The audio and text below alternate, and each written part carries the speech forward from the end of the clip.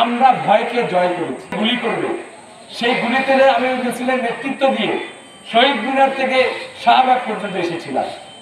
হয়তো আল্লাহ তাআলা আমাকে বাঁচিয়ে রেখেছে।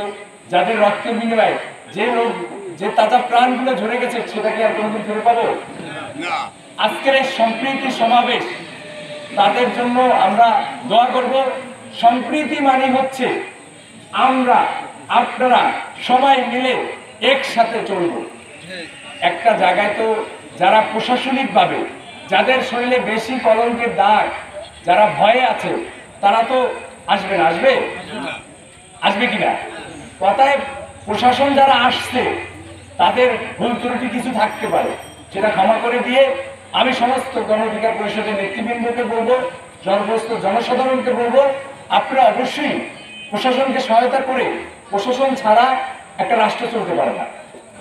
আজকে যে সরকার হয়েছে, অচিরেই তারা একটা নির্বাচনের পরিস্থিতি হয়ে, আমি গণভবনে গিয়েছিলাম, সেখানে রাষ্ট্রপতির সামনে আমরা জানেন আমাদের সভাপতি ডাকসুর সাবেক গণ অধিকার পরিষদের সম্মানিত সভাপতি নুরুল হক নূর, সে পরিষ্কারভাবে জেনে দিয়েছে এই রাষ্ট্রপতিকেও আমরা অপসারণ চাই।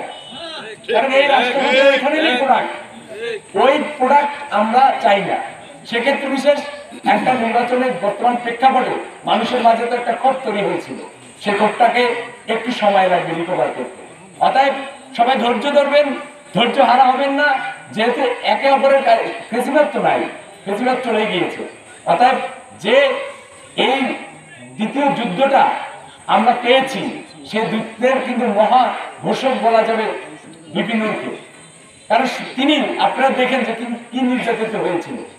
নির্যাতন হওয়ার পরেও প্রকাশ্য দিবাকালকে ওই ম্যাজিস্ট্রেটকে গায়ের জামা তুলে বলছে, দেখেন আমাকে 5 দিনের রিমান্ডে কি দেন, আমাকে ফাঁসি দিয়ে মেরে দেবেন। আপনি তো একটাই সরকারের দালাল, ম্যাজিস্ট্রেটকে উদ্দেশ্য করে বলতেছে। অতএব আমরা ভয়কে জয় করেছি। আমরা দেখেছি সামনের কি অবস্থা, পিছে থাকানোর সময় নাই।